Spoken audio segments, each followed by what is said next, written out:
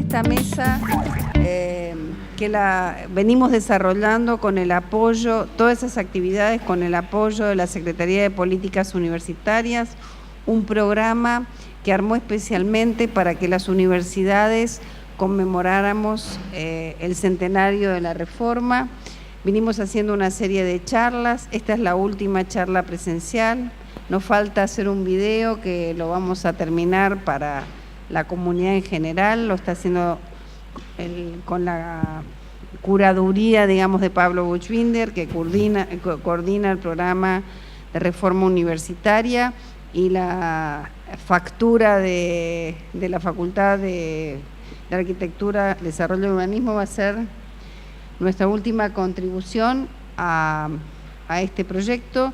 Y asimismo esta conferencia forma parte de una serie de cursos virtuales que estamos haciendo para dirigentes estudiantiles. La charla de Adolfo es la actividad inicial de módulo sobre gobierno universitario que va a estar disponible como módulo online para todos los dirigentes estudiantiles, en principio para los dirigentes de la Universidad de Buenos Aires, pero está pensado para ser luego socializado a todas las comunidades universitarias del país. Por eso tenemos que agradecer especialmente, porque la presencia de Adolfo, aparte de su buena voluntad de acompañarnos y su militancia reformista, tiene que ver con que esto también va a ser parte de algo que después lo estamos difundiendo al conjunto del país. Y lo habíamos invitado a Pablo Dominicini porque justamente pensamos que en el tema de la reforma universitaria y en el tema del gobierno universitario, tema de esta conferencia, los dirigentes estudiantiles, ahora ya dejó de ser, pero fue presidente de la Federación Universitaria Argentina, nos parecía importante que él haga reflexiones después de Adolfo y simplemente mi rol acá es presentarlo a Adolfo. Bueno, Adolfo principalmente es un amigo y un compañero de trabajo de muchísimos años en distintos lugares que nos tocó compartir, desde el puesto en el Ejecutivo, cuando él fue secretario de Educación, hasta nuestra participación, que coincidimos en la CONEAU, en la Asociación de Universidades del Grupo Montevideo, que participamos del mismo grupo académico. O sea, tenemos muchísimos años de trabajo, por eso digo que es un amigo. Y además es una persona muy especializada en las reflexiones de los problemas de las políticas universitarias y principalmente su dimensión institucional.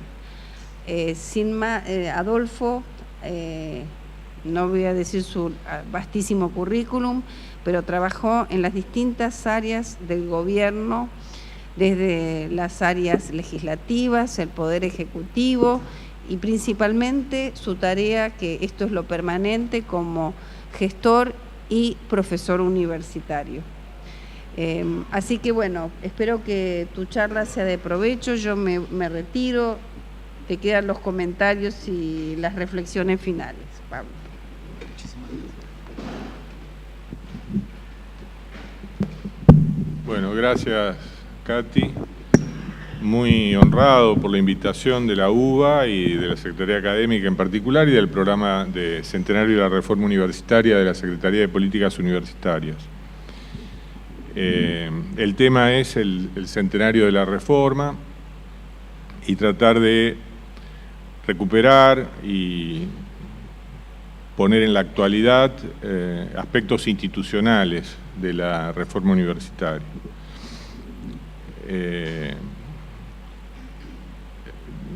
Voy a tener que hacer un preámbulo con antecedentes o remontándome un poco al siglo XIX, tratando de ser lo más esquemático posible, pero bueno, las particularidades del sistema universitario argentino, y yo podría decir que la fundación del sistema universitario argentino data de 1885 con la sanción de la Ley Avellaneda. Y esa oportunidad de la sanción de la Ley Avellaneda requirió que en el Estado Nacional revistieran, bajo su jurisdicción, dos universidades. la Universidad de Córdoba y la Universidad de Buenos Aires habían tenido, después de la colonia, la Universidad de Córdoba, y ya en época republicana la Universidad de Buenos Aires, dependencia provincial.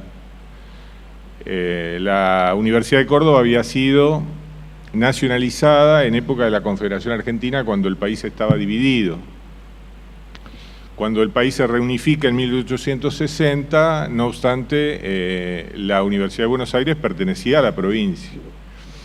Y hay un año clave para la historia institucional de la Argentina, también para la historia universitaria argentina, que es 1880, cuando está próxima la transferencia del poder entre Avellaneda y Roca, se produce una guerra, relámpago, entre el Ejército Federal y la provincia de Buenos Aires por la cuestión de la capital de la República.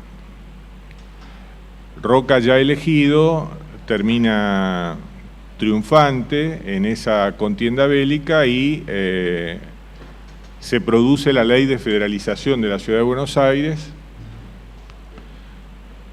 que trae aparejado que una serie de instituciones con sede en la Ciudad de Buenos Aires y que pertenecían a la provincia fueran también nacionalizadas, entre ellas la Universidad de Buenos Aires, que devino entonces federal o de jurisdicción del Estado Nacional. Al estar entonces bajo dependencia del Estado Nacional las dos universidades, apareció la cuestión de la necesidad de legislar, de hacer una legislación común a ambas. Y esa tarea fue tomada a su cargo por Avellaneda, que no solo era el expresidente reciente, sino que era el rector también de la Universidad de Buenos Aires, y que había sido senador nacional, etc. A Avellaneda se debe una estrategia para la legislación que, en lugar de seguir al pie de la letra la cláusula constitucional, la Constitución 5360 dice que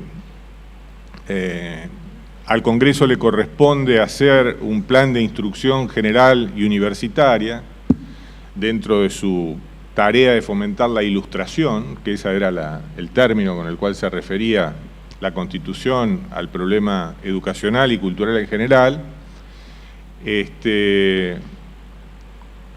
Avellaneda propone que en lugar de un plan, que en aquella época se hubiera entendido y se entendía de hecho como las definiciones pormenorizadas de los estudios, las materias, etcétera, los contenidos, etcétera, etcétera, él propuso una fórmula más sintética de generar bases para la organización de las universidades.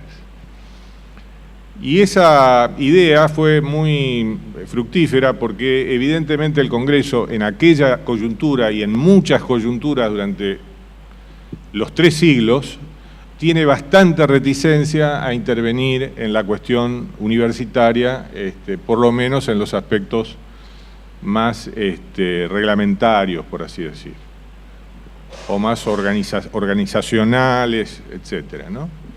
Es decir, cuesta mucho convencer al Congreso de que se dedique a la cuestión universitaria.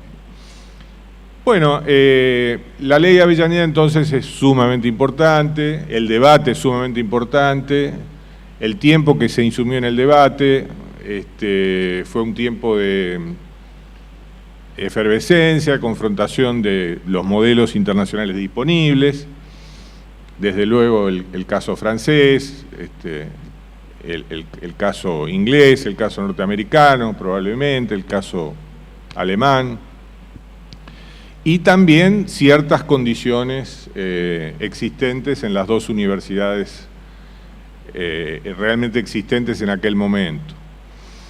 Avellaneda era, por ejemplo, partidario de los concursos y en el debate parlamentario salió el sistema de ternas, como gozando de más consenso. Los concursos eran considerados por una mayoría de los legisladores como una especie de recuerdo medieval, muy propenso a, no sé, lo pensaban como un sistema en el cual los audaces podían llegar a las cátedras o cosas por el estilo. Entonces formularon un sistema de ternas a propuesta de las universidades, etcétera, para que eligiera el presidente. Pero lo más importante de los patrones que esa breve ley de apenas 4 artículos y 6 incisos, serían 10 disposiciones. Lo más importante, tal vez para resaltar acá, son 2 aspectos. La creación de la Asamblea como órgano máximo de la universidad y la disposición acerca de que la Asamblea o la universidad tenía a su cargo la presentación, la elaboración y proposición de un estatuto. No lo aprobaba per se, pero ese doble mecanismo, tener una asamblea representativa de toda la universidad y formular el estatuto, fueron una característica de articulación entre la universidad y el Estado. Y mi impresión, lo que yo sostengo, es que esa decisión da una particularidad al sistema universitario argentino desde entonces hasta ahora e implica una cierta confianza del Estado en la universidad. A través de esa confianza circula una suerte de delegación de atribuciones del Congreso a las propias universidades, con una cierta intervención del Poder Ejecutivo en los aspectos financieros, en la designación de los profesores, etcétera, pero con un caudal importante de atribuciones propias que quedarían en sede de las universidades cuando la Constitución decía que el plan lo tenía que hacer el Congreso. Entonces aquí empieza el derrotero de la relación de articulación entre el gobierno federal y las universidades y la cuota de confianza o la dosis de confianza que caracteriza a esa relación y que implica la dación por parte del Estado de ciertas atribuciones a las universidades que son variables a lo largo de los distintos regímenes. ¿Por qué digo que la dupla estatuto-asamblea es muy característica y muy original del sistema argentino? Porque había por lo menos 2 opciones diferentes. Una sería la del patronato. El patronato es el sistema anglosajón, muy desarrollado ya por entonces en Estados Unidos, que hubiera sido crear sobre la academia universitaria, sobre la masa de profesores y sobre las actividades de los departamentos e institutos académicos, una autoridad que tuviera la titularidad de las propiedades de la universidad y que administrara un fondo del que estuviera dotada la universidad para poder evolucionar patrimonialmente. Lo que llamaríamos los abogados los actos de disposición de la universidad estarían monopolizados por ese patronato. Y ese patronato estaría formado por personas de confianza, personas ilustres, un grupo reducido, que uno ve en la cultura organizacional norteamericana dirigiendo o tomando las decisiones por encima del director de un hospital o por encima del rector de una universidad. Hay un patronato. Nosotros no tenemos patronato, tenemos asamblea universitaria y eso es una diferencia muy importante. Y la otra posibilidad alternativa hubiera sido la tutela, que es el sistema francés. Es decir, la verticalidad o la dependencia más directa de las autoridades universitarias, de la gestión de ellas, del gobierno, de la universidad, con respecto a un departamento especializado del Poder Ejecutivo. Esta otra variante estaba disponible, hubieran podido adoptarla, pero no lo hicieron, seguramente por aquello de que para gobernar desde el Poder Ejecutivo la universidad había que tener una expertise sobre las cuestiones universitarias, y la expertise sobre las cuestiones universitarias estaba en la universidad. Entonces crear un departamento especializado para manejar todos los aspectos de los estudios, etcétera, etcétera, era algo que razonablemente consideraron que no valía la pena duplicar, por así decirlo. Ahora bien, la confianza, la asamblea y el estatuto no implican que hubiera habido en aquella decisión de la ley 1597 una confianza plena y una creencia en que el profesorado universitario pudiera manejarse por sí solo, ¿no?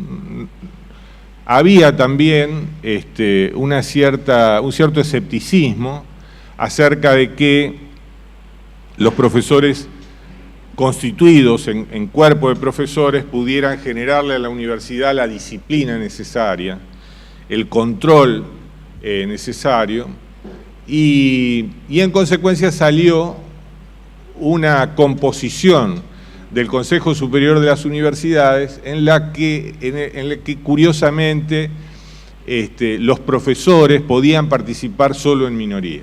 Tenían garantizado 1/3, pero seguramente iban a quedar en minoría. ¿Y en minoría a manos de quién? En minoría a manos de la corporación profesional que no fueran profesores.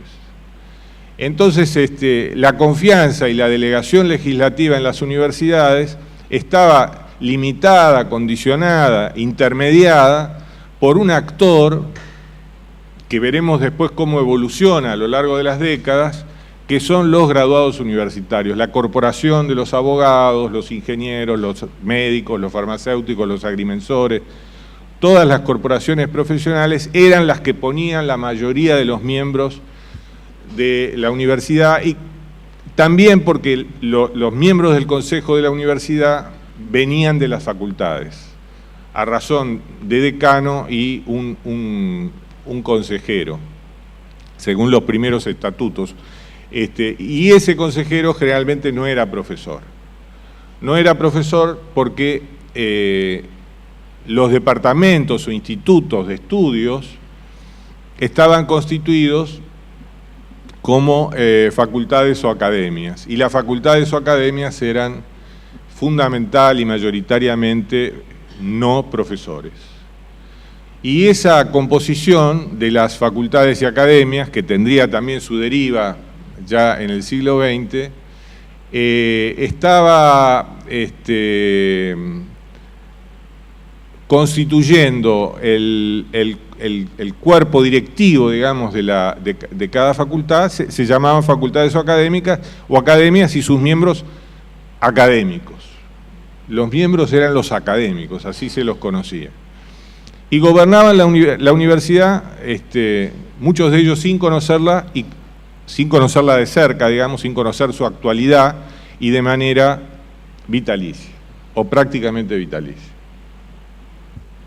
Bueno, así las cosas. El segundo punto muy determinante, los estatutos fueron aprobados años después. El de la Universidad de Córdoba es de 1893, el de la Universidad de Buenos Aires tiene que haber sido anterior, pero más o menos estos son sus lineamientos. Dice Alperín Dongui que hubo una especie de pax universitaria, la paz de los 20 años que él le llama, desde el 86 hasta más o menos los primeros años del siglo XX. ¿Y qué rompió esta paz universitaria?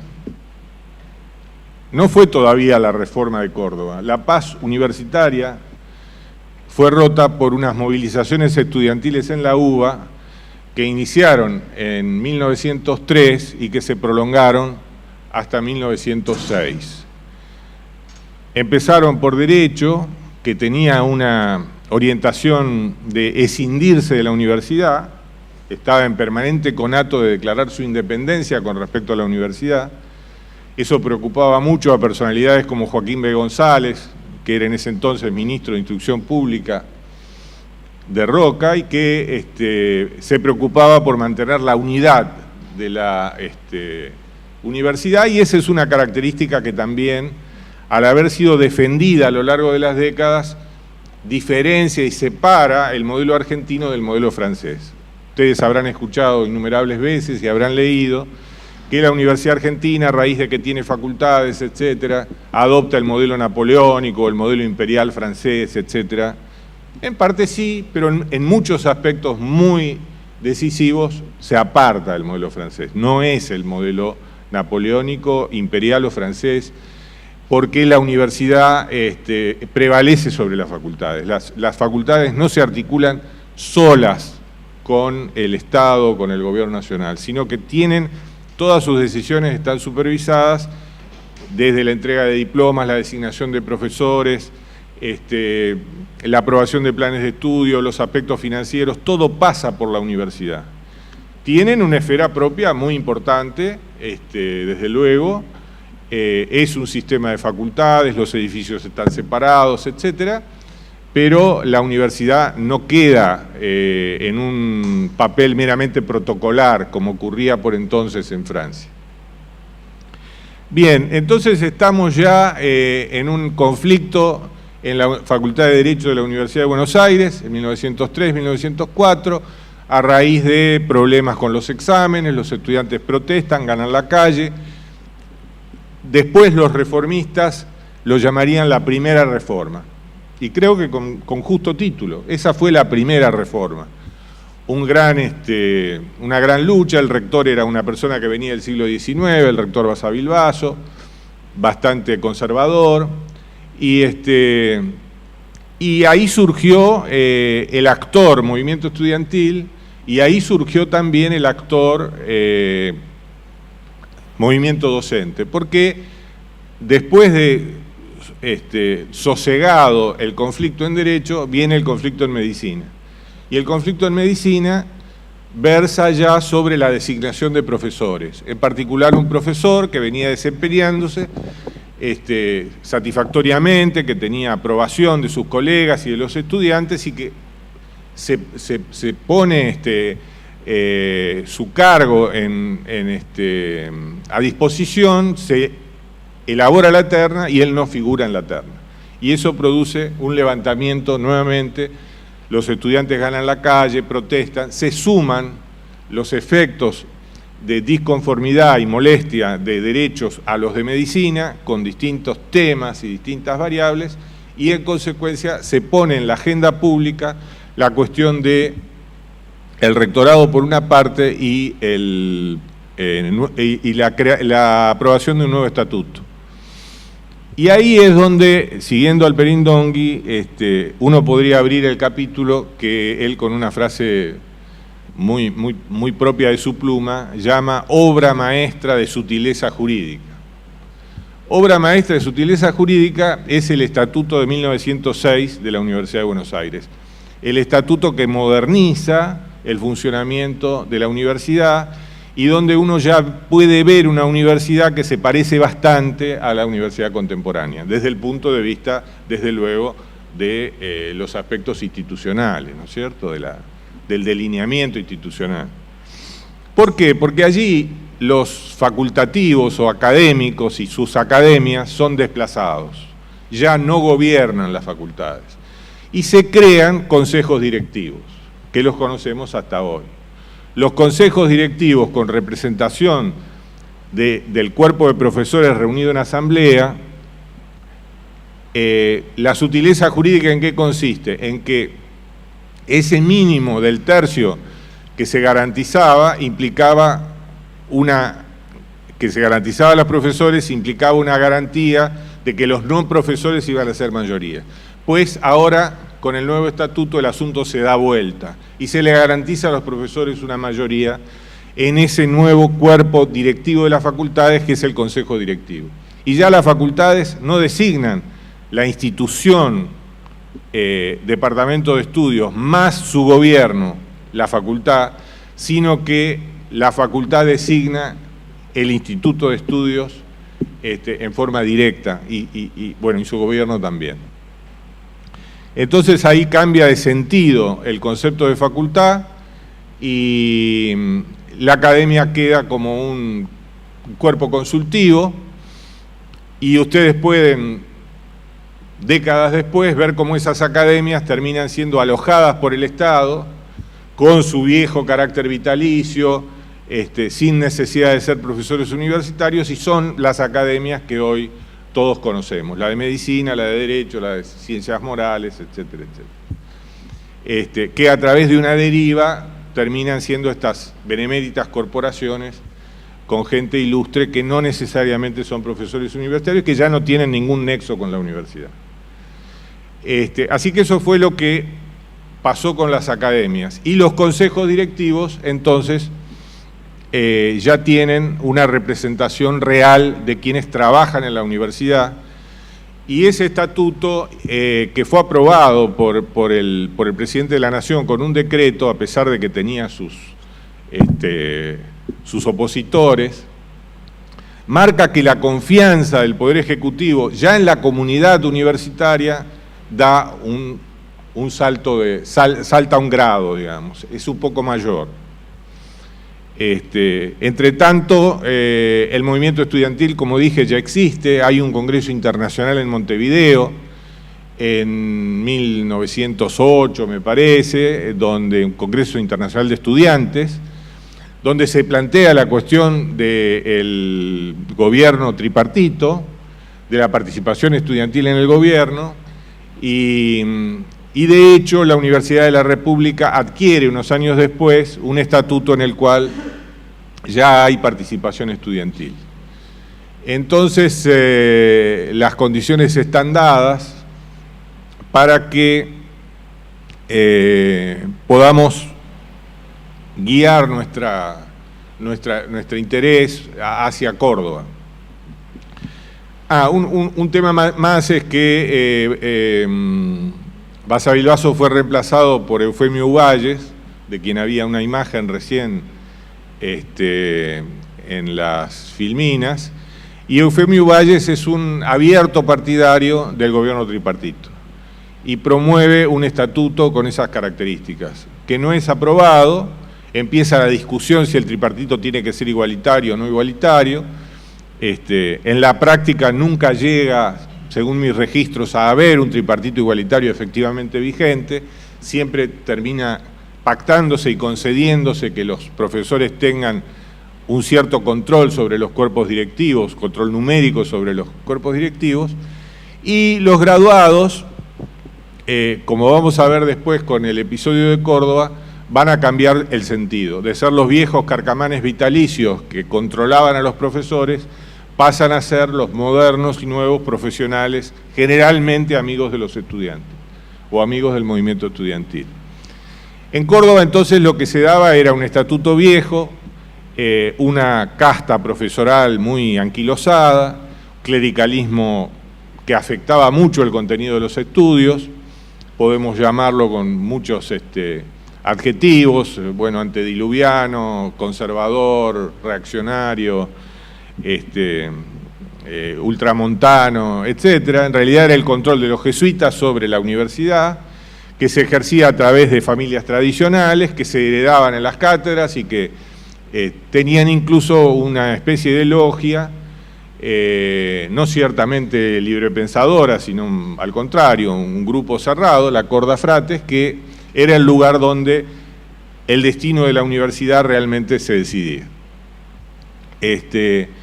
Frente a eso, claro, entre la última década del siglo XIX y la primera década del siglo XX, la matrícula estudiantil se cuadruplica. Eso significa que hay nueva gente y que hay más gente. Que hay más gente es un factor ya de por sí muy importante, pero hay nueva gente. Hay gente de otros orígenes, no necesariamente de la ciudad capital, del interior. Imagínense toda la cobertura territorial de solo 2 universidades. Se había agregado desde luego la Universidad de La Plata, que había sido nacionalizada en esos años, pero las universidades eran muy poquitas para la gran demanda de las clases emergentes, especialmente las clases medias, los inmigrantes, los que habían obtenido título secundario con los colegios nacionales de Mitre y con lo que se había agregado de los pocos colegios industriales y comerciales que habían sido creados en esa segunda mitad del siglo XIX. Ahora ya el título secundario no era suficiente para los cargos en el Estado, para el ejercicio de las profesiones que se necesitaba, y entonces había una afluencia a la universidad de nuevas gentes. Y eso es lo que pasaba en Córdoba, un contraste ya muy fuerte entre las juventudes que no correspondían con las castas familiares que manejaban la universidad y ese modo antiguo de manejar la universidad, casi como un patrimonio de grupo que caracterizaba a Córdoba. Los episodios que van generando este clima se arrastran a la tesis de Cárcano, Ramón Cárcano, un dirigente demócrata de Córdoba. Los demócratas son los conservadores en Córdoba, sin embargo son muy liberales, y él hace en 1880 y pico, en el primer gobierno de Roca, una tesis doctoral sobre la igualdad de los hijos, es decir, atacando la disposición del Código Civil que categoriza a los hijos en legítimos, ilegítimos, etc. Y esa tesis, al momento de ser defendida, despierta la oposición del arzobispado de Córdoba. El asunto va escalando y llega a un conflicto entre el presidente y el nuncio apostólico. Y tan grave fue el episodio que el nuncio apostólico termina expulsado del país por Roca, se sustituye el arzobispo de Córdoba, etc., y por ahí pasa, se filtra la primera pequeña corriente renovadora sobre la Universidad de Córdoba. Esa saga sigue hasta esta segunda década del siglo XX, en la cual ya los episodios son el internado de la Facultad de Medicina, una serie de episodios que se van acumulando, y un estado de movilización en el año 18. Si además de ver la cuestión institucional en esta exposición viéramos la cuestión política, ya tendríamos noticia de que el voto universal ha sido aprobado en 1912 con la ley Sáenz Peña, y el presidente Irigoyen ya llegó al poder en 1916. Y bueno, sabríamos que hace 8 años fue la Revolución Mexicana y que el año anterior había sido la Revolución Rusa, que se vivían tiempos de cambio, que estaba terminando la Primera Guerra Mundial con todo su gran matanza, en consecuencia que había condiciones políticas de efervescencia y ideas innovadoras, y que en el campo de las ideas, bueno, también podemos ver que la juventud estaba exaltada por la teoría de las generaciones de Ortega y Gasset, que había estado en el país unos años antes y que había enseñado que las decadencias de los países estaban en relación con las generaciones más viejas cuando se aferraban al ejercicio del poder, y que las nuevas traían las corrientes innovadoras y renovadoras. Y eso seguramente en los jóvenes de Córdoba y en los amigos, los maestros de los jóvenes de Córdoba, entre los cuales estaba Deodoro Roca, el redactor del Manifiesto Liminar de la Reforma, había generado una autopercepción, probablemente un sentido de un rol histórico, protagónico, que podían jugar en la Argentina de esa época. La cuestión es que con el año 1918 aparece una toma y una huelga por tiempo indeterminado de los estudiantes. Los estudiantes vienen a la capital, están rodeados por los estudiantes de la Federación Universitaria de Buenos Aires, los centros de estudiantes en Buenos Aires ya estaban constituidos, los 3 centros de estudiantes de Córdoba, Ingeniería, Derecho y Medicina, vienen sus presidentes, piden una audiencia con el presidente de la República, el presidente les da la audiencia y manifiestan su protesta y la necesidad de que las iniciativas adormecidas de cambio del estatuto de la Universidad de Córdoba se pongan en movimiento. Entonces Irigoyen accede. Irigoyen, que por otra parte tenía planes de legislación universitaria a la antigua, en detalle, que no viene al caso pormenorizar ahora, Pero frente a ese acontecimiento, su sensibilidad evidentemente marca que allí hay fuerzas sociales, políticas, intelectuales afines y que por ende apoya al movimiento y manda al procurador de la Nación, un antiguo jurista ya veterano, Matienzo, José Nicolás Matienzo, como interventor a la Universidad de Córdoba. No voy a contar los detalles porque están en las crónicas. La intervención Matienzo logra un estatuto, hace una elección y esa elección termina fallida. Las roscas de las clases tradicionales cordobesas se las ingenian para ganar la elección en la persona de un apellido tradicional, un doctor Nores, que termina siendo elegido rector. Los estudiantes no aceptan y ahí viene la rebelión, la revuelta propiamente dicha, la toma del edificio, el tema del cerrar la puerta y tirar la llave, colgar la bandera como se ve en el frontispicio de la casa, etc. Los estudiantes entonces se movilizan con mucha fuerza, con mucha solidaridad de sectores obreros y de sectores de libre pensamiento de la ciudad de Córdoba, que ya existían y que ya tenían fuerza y vigor numérico e intelectual, y entonces el asunto vuelve a foja cero, vuelve a producirse el viaje a Buenos Aires, la nueva conversación con Irigoyen, e Irigoyen manda ahora al ministro José Salinas, al ministro de Instrucción Pública, en una segunda intervención. Y esa segunda intervención ya viene con una determinación más fuerte a favor de los estudiantes, se dicta otro estatuto, se organizan las elecciones y en el transcurso del mismo año el movimiento estudiantil triunfa y llega el tripartito y se integra la delegación de estudiantes al Consejo Superior, con un rector afín a estas ideas y se produce el gran triunfo y la gran repercusión nacional y latinoamericana de la reforma universitaria. En ese interín en Córdoba, creo que fue en el mes de agosto, se celebra el primer congreso de la FUA, donde se constituye la Federación Universitaria Argentina. El movimiento estudiantil estaba perfectamente integrado con sus centros de estudiantes, sus autoridades, en Córdoba y en Buenos Aires, pero también en La Plata, en Santa Fe y en Tucumán.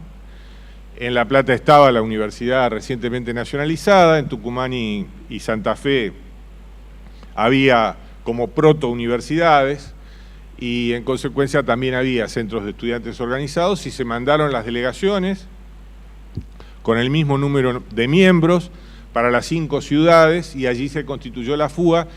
Y ahí tenemos un proyecto de ley universitaria de la FUA donde de alguna manera se pueden leer los lineamientos y esa sería una de las fuentes con las cuales podemos hacer una especie de interpretación auténtica de cuál era el horizonte de ideas sobre organización universitaria que existía en ese momento.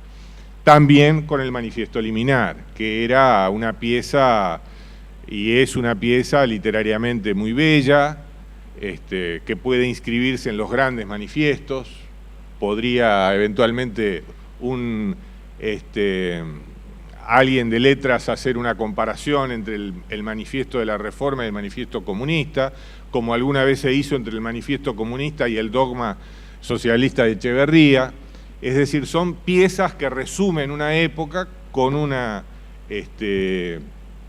redacción muy elegante, muy atractiva, con muchas ideas románticas y donde se refleja que la labor del positivismo sobre la intelectualidad argentina ya estaba perfectamente consumada, porque, entre otras cosas, pone la palabra ciencia con mayúscula y dice que, bueno, que ataca a los académicos cordobeses que no respetan a la ciencia, digamos, y que la ciencia pasa muda por la universidad sin ser debidamente respetada, pero al mismo tiempo un cierto espiritualismo que en esas primeras décadas del siglo irrumpe muy fuerte en la intelectualidad argentina, ya está haciendo presencia. Es decir, el positivismo está vigente pero en retirada y el espiritualismo está muy fuerte.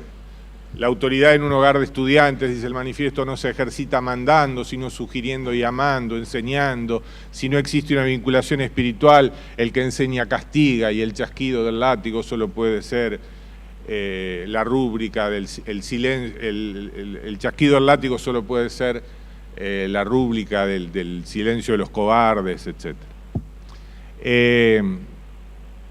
Entonces hay, por supuesto, ideas liberales, de libre pensamiento, hay ideas espiritualistas que se traducen en una parte importante, hay ideas americanistas, ideas que vienen de José Martí, de José Enrique Rodó y del propio Ricardo Rojas, y todo eso confluye en ese texto que vale la pena visitar y que no voy a intentar reproducir de memoria porque evidentemente no estoy muy agudo en eso. Bueno, ese es el acontecimiento. Yo no quiero extenderme demasiado. Voy a tratar de ir más rápido, de tratar de redondear. El acontecimiento podría ser caracterizado como una rebelión estudiantil, pero fue mucho más que una rebelión estudiantil, fue mucho más que un episodio. El acontecimiento dio lugar a un movimiento, a un partido, a una forma de entender, de apreciar y de aspirar a gobernar la Universidad Argentina desde entonces hasta ahora. Entonces, podemos decir analíticamente que una cosa es la reforma como el episodio de rebelión de los estudiantes de Córdoba y su triunfo, que no es poca cosa, haber triunfado, haber logrado normas y constitución de gobiernos de acuerdo a la intención política que se desplegó y a la fuerza política que se desplegó, y a la vez haber perdurado y haber trascendido innumerables contingencias en el siglo XX, algunas trágicamente desfavorables al movimiento. Y sin embargo el movimiento sigue vigente desde entonces hasta ahora. Burton Clark, el gran teórico y sociólogo de los sistemas universitarios modernos, dice que en materia de coordinación política de la actividad universitaria encuentra solo dos grandes ejemplos. La Universidad de Bolonia del siglo XIII, donde los estudiantes organizados entraron en conflicto o demandaron a la ciudad, a la república, digamos, a la ciudad de Bolonia, el estatus de su casa de estudios, y lo lograron. Y el segundo caso histórico es el de la reforma universitaria de Córdoba. O sea que de alguna manera hay un reconocimiento de que fue un episodio extraordinario, excepcional y altamente significativo en la historia de las universidades de todo el mundo.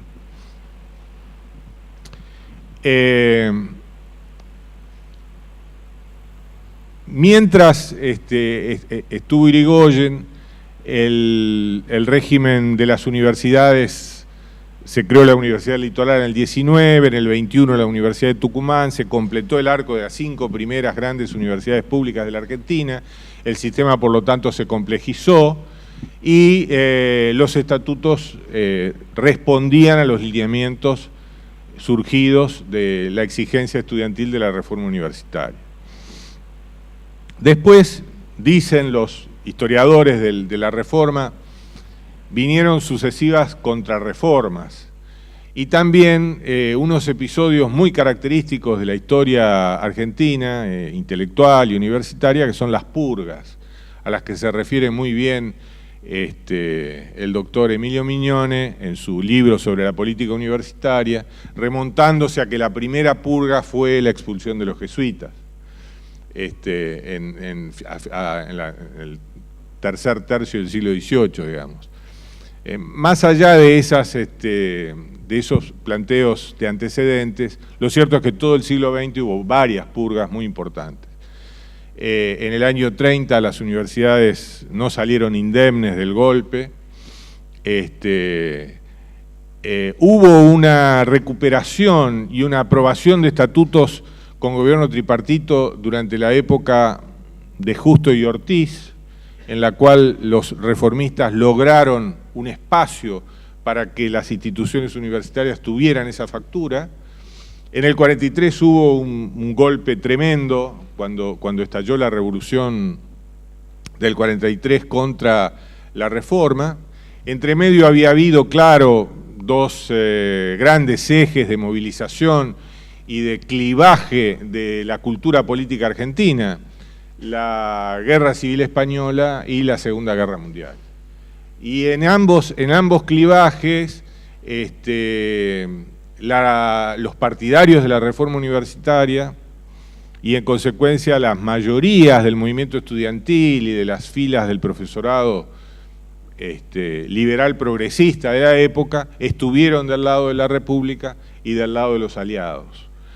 Y hubo fuerzas muy importantes que estuvieron del lado de, sobre todo las vinculadas al catolicismo más conservador y al nacionalismo, que estuvieron, por supuesto, del otro lado, con el falangismo, con Franco y con el eje germanófilo, digamos, o el eje propiamente dicho.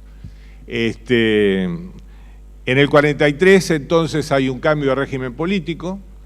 A raíz del fraude de la década del 30, las Fuerzas Armadas, a través de un grupo en el que empieza a descollar la figura del general Perón, toma el poder. Es visualizado por los estudiantes como una corriente pro-eje, nacionalista y antiliberal, y algo de eso evidentemente había, porque el personal de las intervenciones a las universidades, especialmente a la Universidad del Litoral, a la de Buenos Aires, a la de Córdoba, Tucumán, eran fascistas absolutos, ¿no? Fascistas muy agresivos que llevaron adelante purgas y que entraron en conflicto con el movimiento estudiantil, suscitaron tomas y resistencias muy aguerridas de los estudiantes contra ellos. Tanto es así que esas intervenciones por militantes fascistas en general fueron sustituidas por el propio régimen militar por autoridades más conciliadoras, por así decir, al poco tiempo, al cabo de algunos meses, digamos, ¿no? Pero de cualquier manera quedó la marca y entre las purgas y las renuncias voluntarias de los profesores reformistas, las bajas del personal directivo, de los animadores, de los activistas, estudiantes, pero sobre todo profesores, fueron muy altas en muchas universidades.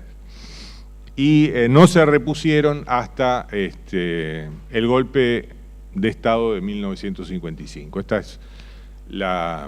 Los avatares de la historia argentina indican esto. Por supuesto, la revolución del 43 desemboca en las elecciones del 46. En el 46 se vuelve a una situación de iure. En una situación de iure, la enemistad entre la reforma universitaria, el grueso de las filas universitarias y el gobierno electo es muy manifiesta, y el gobierno elige el modelo tutelar para articular al Estado con las universidades. El modelo tutelar llama un modelo directivo, centralista y vertical. Hay una ley, la 13031, temprana, de los años 40 y pico, 47, 48 habrá de ser, y ya esa ley marca lo que llamaríamos otra tradición en la historia universitaria argentina. Porque es cierto que la reforma es absolutamente indispensable para explicar la matriz organizacional de las universidades argentinas, pero sería exagerado e incluso falso decir que explica la reforma por sí sola la Universidad Argentina. La Universidad Argentina estuvo por largos periodos, empezando por el periodo de iure de los dos gobiernos del general Perón hasta el golpe del 55, dirigida por una doctrina de tutela del Estado sobre la universidad y por personas, rectores y decanos elegidos de arriba hacia abajo, con consejos que no eran representativos de la comunidad universitaria, sin participación del movimiento estudiantil, con aprobación y obediencia a una doctrina de Estado, primero de Estado, después con la Constitución del 49 eso se oficializa todavía más, y vienen los años finales del peronismo en el que hay culto a la personalidad y otra serie de aspectos que irritan absolutamente a los reformistas, bloquea su reingreso a las universidades durante todo ese periodo y pone al movimiento estudiantil en pie de lucha constante contra ese estilo de manejo y gobierno de la universidad. En el 55 se produce la otra gran, digamos, anomalía, que sería que con un golpe de Estado, a raíz de la participación de los estudiantes en las luchas contra el peronismo, de los estudiantes y profesores reformistas, a través de una norma de facto, un decreto ley, se reorganiza la universidad sobre bases reformistas. Se reconoce en ese decreto ley los lineamientos generales para que las universidades constituyan sus cuerpos, sus asambleas y dicten sus estatutos sin prácticamente ninguna limitación, solamente con la limitación de que los profesores tengan una cierta preponderancia, tiene un modo de decirlo sutil, digamos, pero la condición es que los profesores tengan un papel rector en la composición de los cuerpos universitarios. Entonces se pasa a una nueva intervención, ya elegida por la Revolución Libertadora. Quienes dirigen la universidad, podemos hacer el recuerdo de José Luis Romero en la Universidad de Buenos Aires, o de José Goyán en la Universidad Nacional el primero fue el doctor Fernández en la Universidad, ex decano de Medicina en la Universidad del Litoral. Ellos son los reformistas que se fueron en el 43, algunos se terminaron de ir 1 o 2 años después y estuvieron fuera de la universidad durante los 10 años y ahora volvían como autoridades. Durante 2 años y medio se discutieron los estatutos y al final en el 57, depende de las universidades, 58 los estatutos fueron aprobados. Ya con gobierno tripartito, concursos y todas las características que hoy anotamos como propias de la propuesta de la reforma universitaria. Desde luego, en esas intervenciones hubo purgas, en este caso contra los profesores peronistas, y impedimentos para la libertad de usar los símbolos del peronismo, todo lo que conocemos de la proscripción del peronismo dictada por la Revolución Libertadora y que se extendió durante algunos años.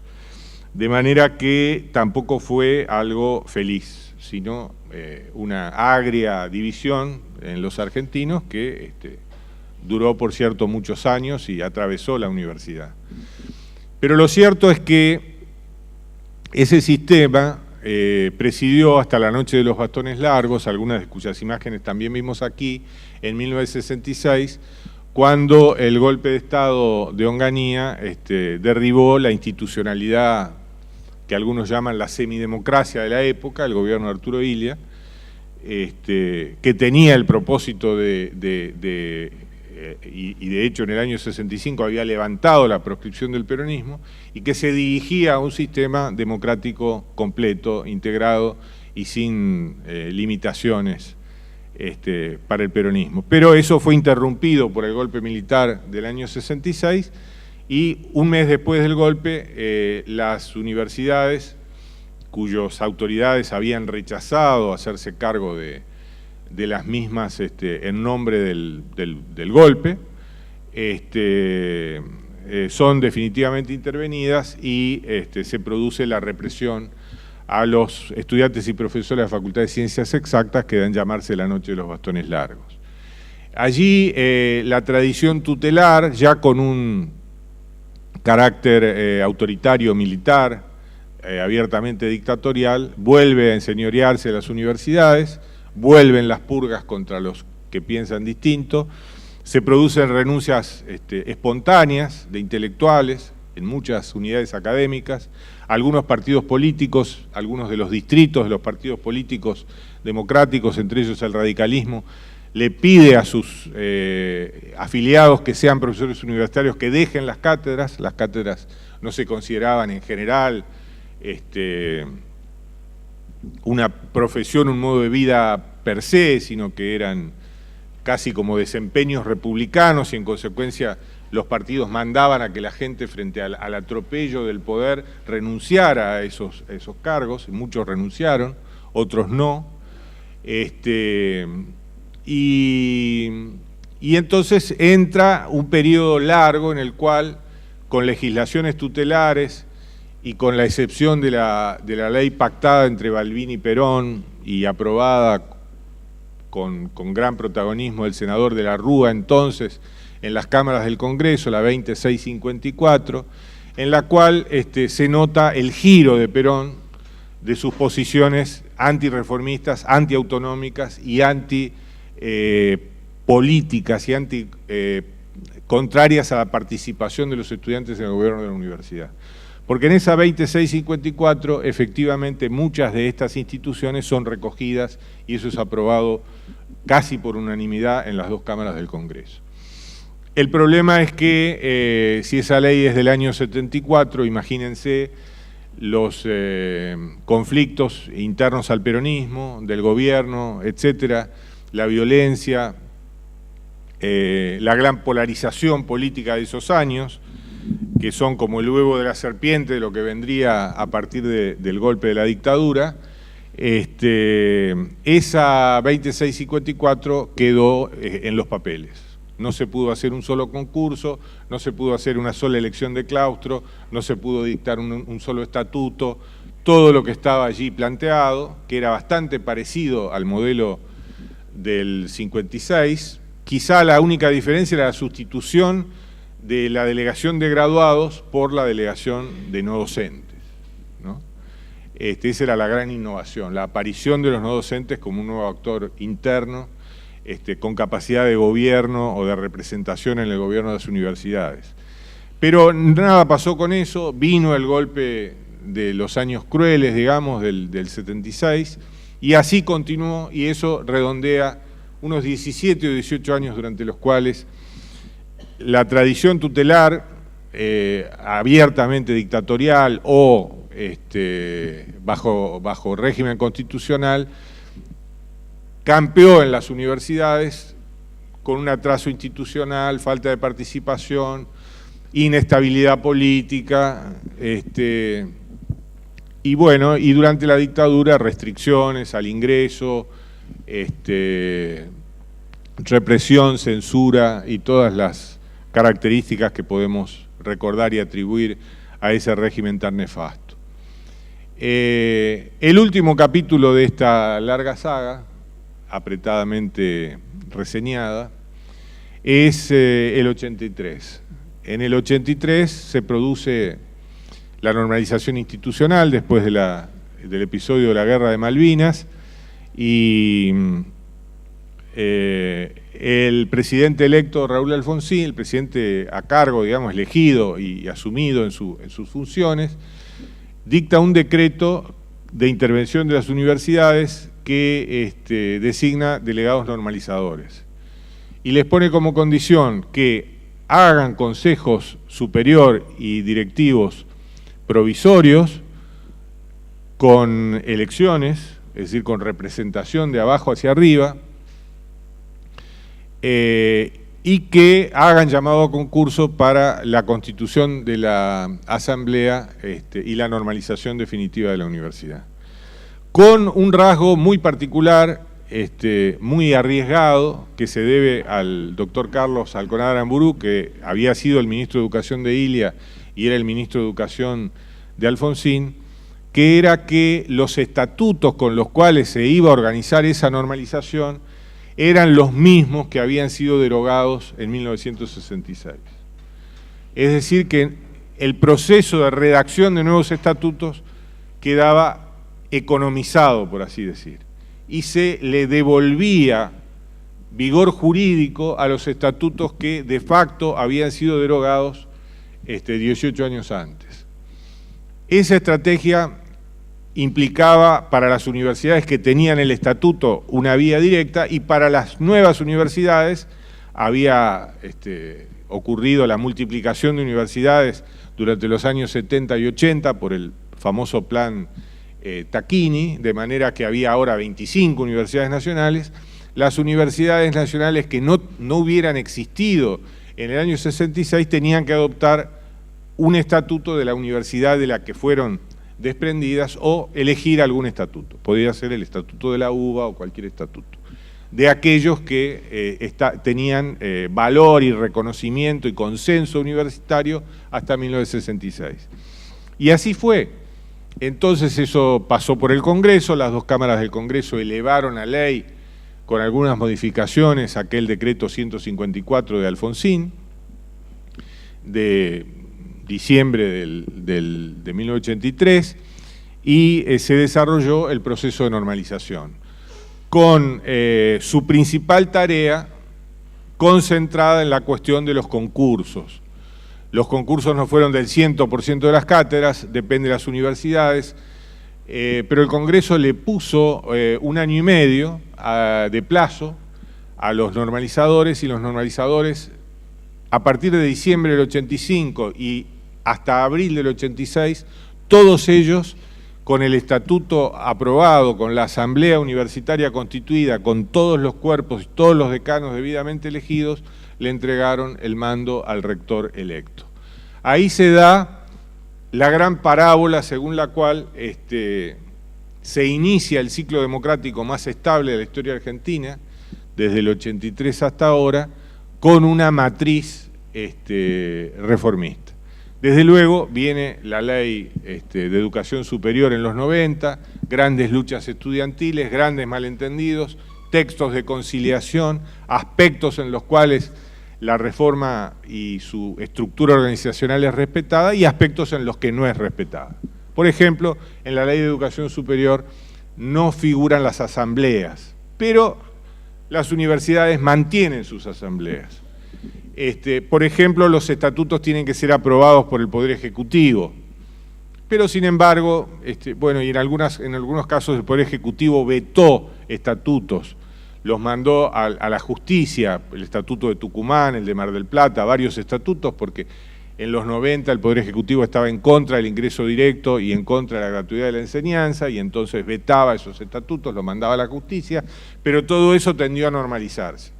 Y hoy tenemos un régimen que, si no es punto a punto exacto de la reforma universitaria, recibe su influencia y garantiza la autonomía, el cogobierno, y lo que agrega la reforma universitaria, que es originario del peronismo, la gratuidad de los estudios de grado, consagrada también en la Constitución del 94, y el ingreso directo en una buena proporción de las universidades nacionales, no en todas. Bueno, en fin, esta es la reseña. Ricieri Frondizi tiene el rector electo en la Universidad de Buenos Aires en 1958. En un acto de la reforma tiene una frase que me gusta repetir para cerrar este acto, esta charla, porque da la impresión que en este año todos somos reformistas y la reforma está llegando al bronce. Y en buena hora que se rindan los homenajes, y hay que hacer estatuas que se hagan, pero el frío del bronce no es agradable para nadie y no es agradable para los reformistas. Entonces, decía Ricieri Frondizi, el grito está en el aire, es decir, la tarea de los reformistas sigue vigente. el respeto a los adversarios, la discusión con los contrincantes, de la tradición tutelar, ya sean de origen clerical o ya sean de origen nacionalista o de cualquier origen. Hay otras tradiciones junto con la reformista en la universidad y todos convivimos, y los reformistas tenemos una visión particular y eso significa que la herencia de los reformistas de Córdoba de 1918 no está cristalizada, no está inerte, y no debe estarlo. Y que el principal protagonista que levante la voz y que ejerza esa función es el movimiento estudiantil. Si no tuviéramos el movimiento estudiantil, si el movimiento estudiantil no jugara un papel importante, y de hecho en los periodos en los que quedó más en un segundo plano, la reforma pierde capacidad de emitir mensajes, de generar significados, de hacer propuestas, de modelar el futuro.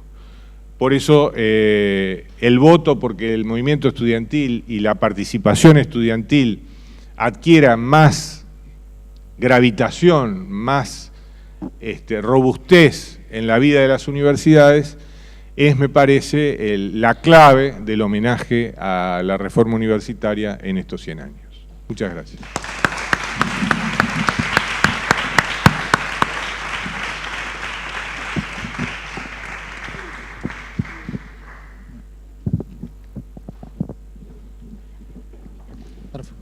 Buenas tardes a todos. Primero, disculparme por los minutos de retraso. Agradecerle a Catalina Nosiglia, a la secretaria académica de la UBA, por el enorme trabajo que viene realizando en el marco de este programa Camino al Centenario de la Reforma. Cuando nosotros desde la Secretaría de Políticas Universitarias pensábamos en todas las acciones que queríamos generar teniendo este año la conmemoración de esa gesta histórica que fue la reforma del 18, rápidamente entendíamos que queríamos generar acciones que conmemoren y celebren los 100 años, pero que además lo queríamos utilizar para poder discutir, como bien decía Adolfo, cuáles son los desafíos que quedan y las discusiones que tenemos que dar para que el sistema universitario argentino siga creciendo y sea el motor de transformación de aquellas situaciones y desafíos que todavía tiene la Argentina en la actualidad. Desde el programa Camino al Centenario de Reforma, además, la UBA y la Secretaría Académica ha interpretado con mucha claridad cuál es el objetivo que nos pusimos, y por eso muchas de estas acciones están orientadas a poder tener material que sirva como formación de aquellos dirigentes juveniles del movimiento estudiantil que hoy les toca tener cargos de responsabilidad. Hoy, cuando me presentaba, Katy hacía mención a mi paso por la Federación Universitaria Argentina, más le quiero agradecer, veo que está Ezequiel Marín, el vicepresidente de la Federación, y contarles muy brevemente una experiencia. Yo fui presidente de la FUA del 2008 al 2010, me tocó justo el año donde se realizó la Conferencia Regional de Educación Superior en Colombia, en Cartagena de Indias, y al año siguiente se realizó el Congreso Mundial de Educación Superior de la UNESCO en París, y pude representar en ambos ámbitos al movimiento estudiantil. Y sinceramente la particularidad, esto con lo que terminaba Adolfo su disertación, la importancia de que los estudiantes participen en los cogobiernos y sean un motor central de las discusiones que se dan en el ámbito universitario, es, como lo decíamos, de una importancia central, pero además de una particularidad de nuestro sistema universitario que tenemos que seguir defendiendo y que tenemos que seguir ejercitando para que desde ese espíritu crítico que tienen los estudiantes se generen transformaciones. Cuando lo charlábamos esto en el ámbito de la CRES y luego en la UNESCO, el resto de los países miembros nos miraban con mucha mucho asombro esta situación cuando les contábamos que los estudiantes en Argentina, por ejemplo, opinamos sobre cuáles tienen que ser los contenidos con los cuales nos queremos formar en el ejercicio, en nuestra trayectoria para luego tener ejercicio profesional. Lo digo porque además estamos de cara a una nueva Conferencia Regional de Educación Superior, que con motivo de los 100 años de la reforma va a ser en Córdoba, y me parece que es importante destacarlo y obviamente que los reformistas demos algunas discusiones de cara a la CRES y estemos esa semana en Córdoba participando de los debates. En el marco del programa, como ya lo dije, nos damos algunos lujos. Uno de ellos es hoy poder contar con la presencia de Adolfo y de esta disertación magistral, que además va a quedar en un material de formación, así que te quiero agradecer, Adolfo, que hayas aceptado la invitación y estés hoy acá. Quedamos abiertos a las preguntas. Yo quería hacer una breve reflexión e iniciar. Uno de los conceptos fundamentales del sistema universitario argentino, consagrado en la Constitución, es la autonomía universitaria.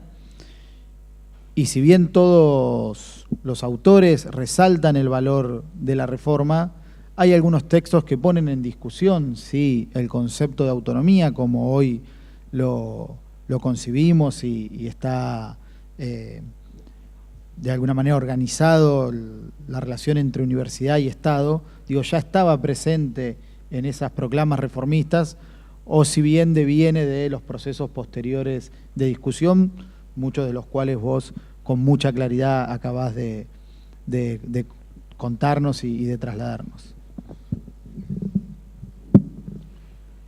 Bueno, con respecto a la autonomía hay una paradoja, ¿no? Que en realidad los reformistas sí hablaban, por cierto, de autonomía, pero en los textos legales la autonomía no se ponía, no figuraba, ¿no?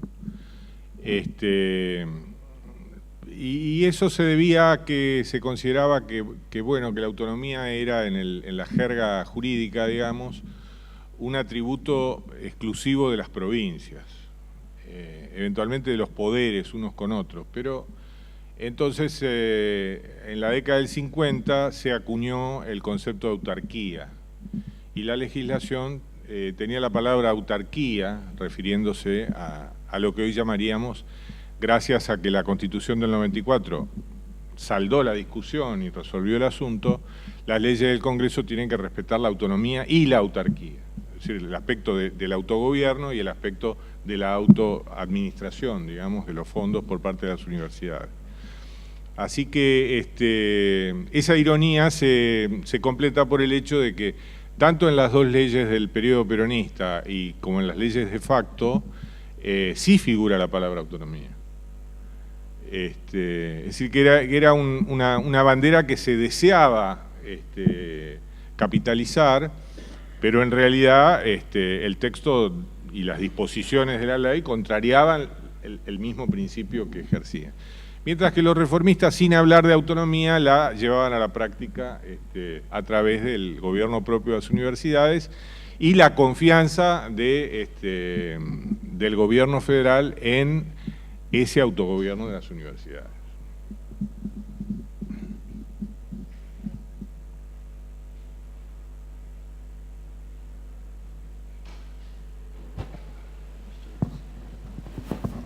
Gracias.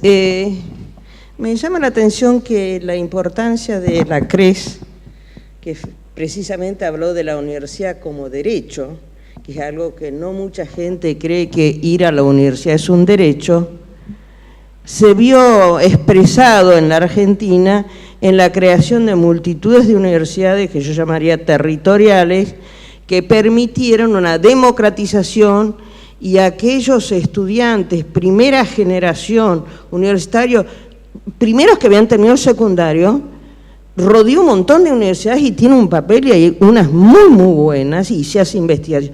Y eso no aparece. Entonces me parece muy importante porque el año que viene, este año en Córdoba, va a haber otra reunión de la CRES. Y el hecho de la universidad como derecho es algo fundamental, porque hay gente que dice, no todos tienen que ser universitarios, y además la aparición de las universidades privadas hizo que algunos, los mejores supuestamente, van a las universidades privadas, ¿no es cierto? Y la universidad pública parece que fuera para los demás. Es cierto que nosotros tenemos el ranking la UBA y las privadas no, pero además hay mucha gente que dice que lo malo de la universidad pública es que hagan política. Hay como una tensión, por un lado la reforma y decir no, a la universidad pública no, porque hacen política y no estudian. Y se lo conoce mucho a eso. Bueno, no sé si hay una pregunta en su comentario, pero... Sí, efectivamente, el sistema multiplica las universidades. Hay universidades en los municipios del Gran Buenos Aires y en algunas áreas del interior. La ley prevé un procedimiento de planificación pública con dictámenes, estudios, etcétera, que no siempre se observa para la creación de las universidades nuevas. Muchas de ellas juegan un papel democratizador muy valioso. No creo que el derecho a la universidad haya sido creado por la CRES. El derecho a la universidad en la Argentina viene desde la reforma universitaria por lo menos y se afianza con el ingreso directo en los 70 y en los 80 y con la cláusula constitucional. Es cierto que para que uno pueda ejercer el derecho tiene que tener una universidad y condiciones de accesibilidad, digamos, ¿no? Y en ese sentido las universidades de Gran Buenos Aires han dado esas oportunidades en grados diversos y de acuerdo a los ciclos propios de cada una de ellas. Hay algunos aspectos, sin embargo, que denotan que las tradiciones no reformistas tienen un peso en esas universidades, que denotan que en algunas de esas universidades con pulso reformista esos textos se hubieran escrito de otra manera. Por ejemplo, cuando uno ve que tienen elección indefinida de rector, reelección indefinida de rector, y que algunas son prácticamente, tienen nombre y apellido. O cuando los cuerpos colegiados, en lugar de ser de abajo hacia arriba, son de arriba abajo. O con el famoso tema de la incorporación de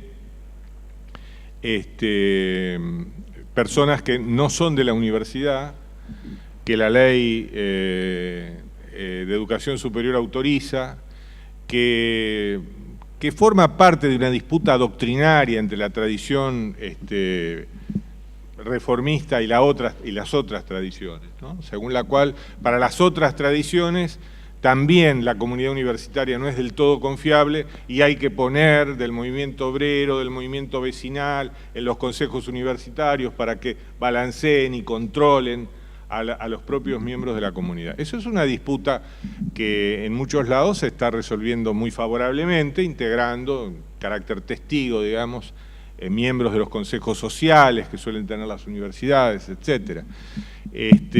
Pero hay características muy favorables en las que yo comparto y recojo su inquietud, que las universidades del conurbano merecen el reconocimiento por la ampliación de oportunidades que han generado, por el buen nivel académico de algunas de ellas, y también la nota al pie de que ciertos aspectos de democratización en sus estatutos, etcétera, están pendientes de perfeccionamiento. Buenas tardes. ¿Cómo fue la evolución digamos, de los trabajadores no docentes en el ámbito institucional de las universidades y de los claustros docentes en general? Digamos, nosotros en la universidad aquí mantenemos a los profesores en esa representación, pero ¿cómo evolucionó eso en general en las universidades? Bueno, la pregunta obliga casi a un tratamiento comparado de los estatutos, cosa que yo no estoy en condiciones de hacer. Pero ya en tiempos de la reforma y aún antes, digamos, los profesores titulares, los llamados titulares, convivían en la vida académica con profesores libres y profesores suplentes, que jugaban un papel muy importante. No estaba todavía estratificado el profesorado en titulares, adjuntos, ayudantes, etcétera, asociados, todo ese gradiente que tenemos hoy en los estatutos a partir de los 50. Entonces, esos profesores, los profesores libres, que eran libres en el sentido de que podían ser no nombrados y eran autorizados a dictar cursos, etcétera, pero los cursos, los certificados de los cursos valían para avanzar en la carrera.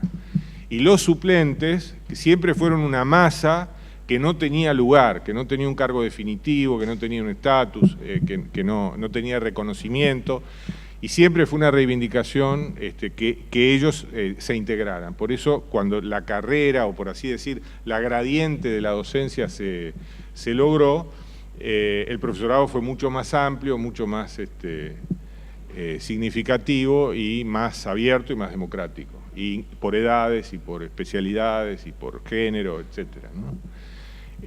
Con respecto a los no docentes, ya el comentario más o menos fue una creación de los años 70, incorporar a los no docentes al gobierno de la universidad. La fuerza del gremio determinaba una especie de descrédito de la participación de los graduados siempre fueron atacados. En gran medida los graduados son un claustro que proviene de la ley Avellaneda, que es una especie de remanente del cambio del Estatuto de 1906, pero al mismo tiempo adquiere otro significado. Los graduados son hoy una articulación necesaria para las universidades con el mundo de los ejercicios profesionales, etc. Y aparte, los graduados permiten a los dirigentes estudiantiles, a los activistas de los distintos vertientes, mantener su militancia universitaria. Y eso fue muy importante en su momento. Con respecto a los estudiantes auxiliares y demás, en muchas universidades ya tienen lugares en los consejos en ese carácter, ¿no es cierto? Es decir, hay representación de los titulares, de los adjuntos, y los auxiliares tienen una especie de subclaustro para tener una representación en los consejos. No en todas, porque para eso habría que hacer un comparado y eso sería muy detallado, ¿no? Pero evidentemente el proceso por el cual los auxiliares terminaron llegando a los consejos a través del claustro de graduados fue un proceso forzado, digamos, ¿no? Que canalizaba una masa de gente con conocimiento y protagonismo en la universidad que no tenía claustro y entonces usaba el claustro de graduados para llegar a los consejos. Y ese es un desvío que los graduados deberían ser graduados y no docentes auxiliares. Los docentes auxiliares deberían llegar a los consejos por su propio fuero, digamos, por su propio mérito.